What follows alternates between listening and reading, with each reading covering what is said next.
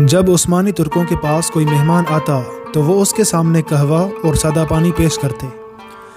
اگر مہمان پانی کی طرف ہاتھ بڑھاتا وہ سمجھ جاتے کہ مہمان کو کھانے کی طلب ہے تو پھر وہ بہترین کھانے کا انتظام کرتے، اور اگر وہ قہوے کی طرف ہاتھ بڑھاتا تو وہ جان لیتے کہ مہمان کو کھانے کی حاجت نہیں ہے۔ اگر کسی گھر کے باہر پیلے رنگ کے پھول رکھے نظر آتے تو اس کا مطلب ہوتا کہ اس گھر میں مریض موجود ہے، آپ اس مریض کی وجہ سے گھر کے باہر شور شرابہ نہ کریں اور عیادت کو آ سکتے ہیں۔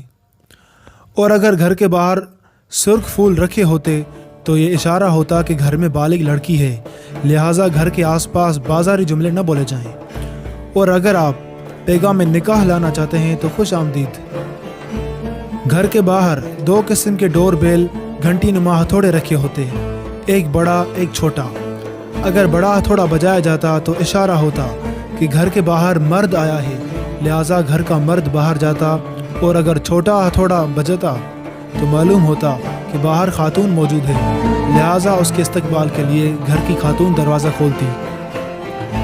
عثمانی ترکوں کے صدقہ دینے کا انداز بھی کمال تھا کہ ان کے مالدار لوگ سبزی فروش یا دکاندار کے پاس جا کر اپنے نام سے کھاتا کھلوا لیتے تھے، اور جو بھی حاجت مند سبزی یا راشن لینے آتا تو دکاندار اس سے پیسہ لیے بغیر اناج و سبزی دے دیتا، یہ بتائے بغیر کہ اس کا پیسہ کون دے گا۔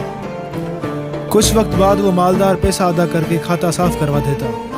اگر کسی عثمانی ترک کی عمر 63 سال سے بڑھ جاتی اور اس سے کوئی پوچھتا کہ آپ کی عمر کیا ہے تو وہ نبی صلی اللہ علیہ وسلم سے حیا و ادب کرتے ہوئے یہ نہ کہتا کہ میری عمر 63 سال سے زیادہ ہو گئی ہے، بلکہ یہ کہتا بیٹا ہم حد سے آگے بڑھ چکے ہیں۔